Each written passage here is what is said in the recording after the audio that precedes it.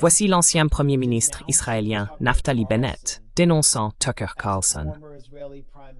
En tant qu'ancien Premier ministre israélien, avec le Mossad qui me rendait directement compte, je peux vous affirmer avec une certitude absolue.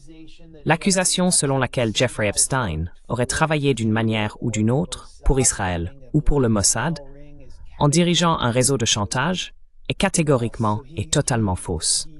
Il utilise donc un langage très précis, ce qui signifie que si Jeffrey Epstein avait eu des contacts très étroits avec le gouvernement israélien ou avait été un intermédiaire du gouvernement israélien transférant de l'argent sans pour autant diriger un réseau de chantage pour leur compte, mais en rendant d'autres services, eh bien, cela pourrait être vrai, mais ceci est faux. Mais la partie la plus intéressante, ce sont les deux dernières lignes.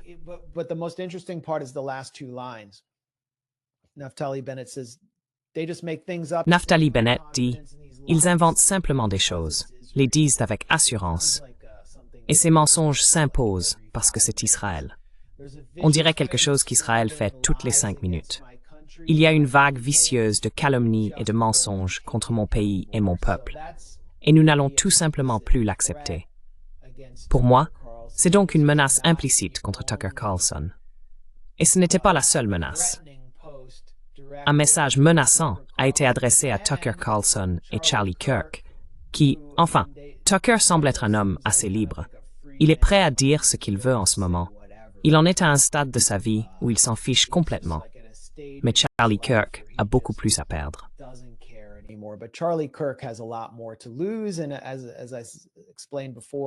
Comme je l'ai expliqué précédemment, et comme Anya l'a expliqué, ils l'ont en quelque sorte fabriqué en tant que jeune, un militant artificiel. Amichai Chikli, une figure moins connue, profondément sournoise et insidieuse, opérant aux États-Unis en tant que ministre des Affaires de la diaspora pour Israël, envoie une lettre ouverte à Charlie Kirk. Blablabla. Tu es tellement doué.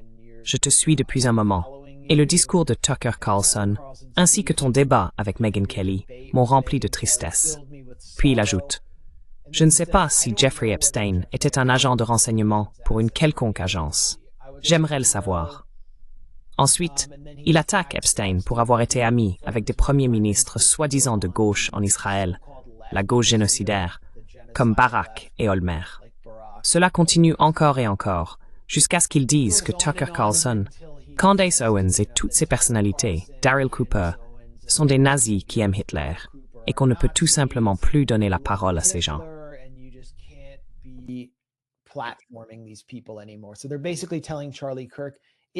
Donc, ils disent essentiellement à Charlie Kirk, si tu donnes à nouveau une tribune à Tucker Carlson, ça se termine par une photo de Tucker, nous allons agir.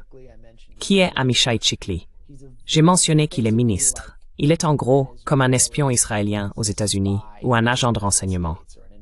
Je ne vais pas trop m'aventurer dans les théories, mais dans The Guardian, Jack Poulson et Lee Fang ont publié une série d'articles expliquant comment Chikli fait transiter de l'argent du gouvernement israélien via des ONG créées aux États-Unis pour contourner la loi sur l'enregistrement des agents étrangers, ce que le précurseur de l'AIPAC faisait sous Isaiah Kenen au début des années 1960, ce qui leur a valu une enquête du sénateur Fulbright, une enquête qui a finalement été étouffée.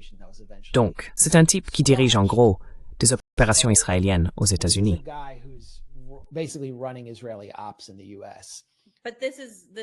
Mais ça touche aussi à la question centrale.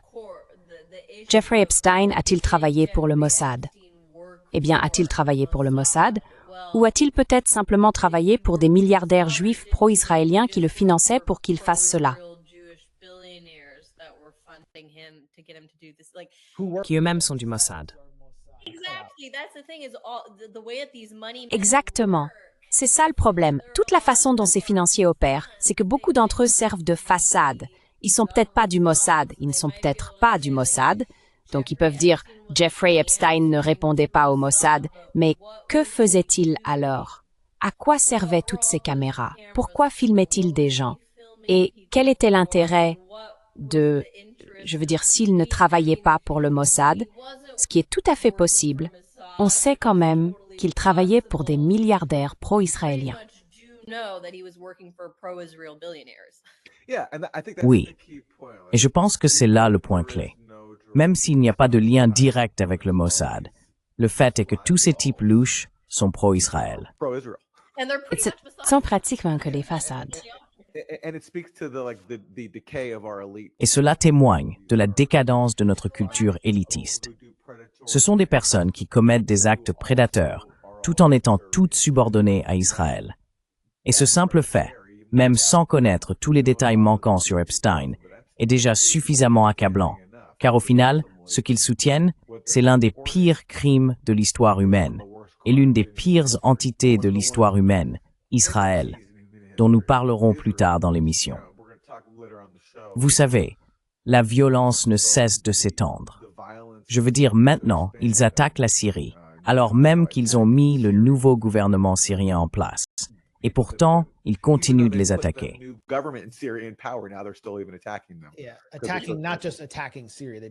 Oui, attaquer, pas seulement attaquer la Syrie. Ils ont attaqué la Syrie, attaqué la place des Omeyyades. C'est comme attaquer le World Trade Center ou quelque chose comme ça. C'est fou. Tu sais, je suis allé à l'université de Pennsylvanie. Je crois à l'époque où, genre Don, est-ce que c'était Ivanka qui était là? Don Jr. était là. Trump est allé à Wharton. Tu sais, tout le monde voulait faire de la finance là-bas. Donc j'ai appris à connaître certains des futurs dirigeants de l'Empire mourant.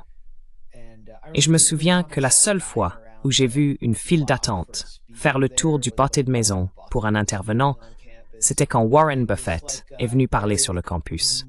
C'était un endroit très spirituellement vide. Mais j'ai gardé contact avec certains de mes amis de la fac. Certains d'entre eux sont effectivement allés dans la finance. Et l'un d'eux m'a dit qu'un gars qu'il connaissait à New York, qui était un étudiant israélo-américain, je crois pas un capital risqueur, mais un banquier d'investissement, un type important.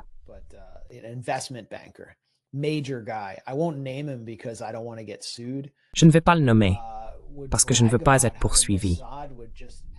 Il se vantait du fait que le Mossad lui demandait simplement de déposer des sommes énormes d'argent sur de nouveaux comptes écrans, en lui promettant de le rembourser plus tard, afin de financer des opérations à l'étranger, des opérations clandestines. Et en tant que patriote israélien, il le faisait. Et il le remboursait, toujours. Il pouvait toujours compter sur eux pour le rembourser. Et c'est quelqu'un qui évolue dans des cercles très élitistes, qui a des amis parmi des rappeurs célèbres et des célébrités. Et c'est comme ça que ça fonctionne. Donc, ce n'est pas comme si quelqu'un recevait une carte du Mossad et se faisait dire « Tu sais, tu pars en mission avec des armes et un sac d'or. » C'est bien plus sophistiqué que ça. Et ce sont généralement des intermédiaires.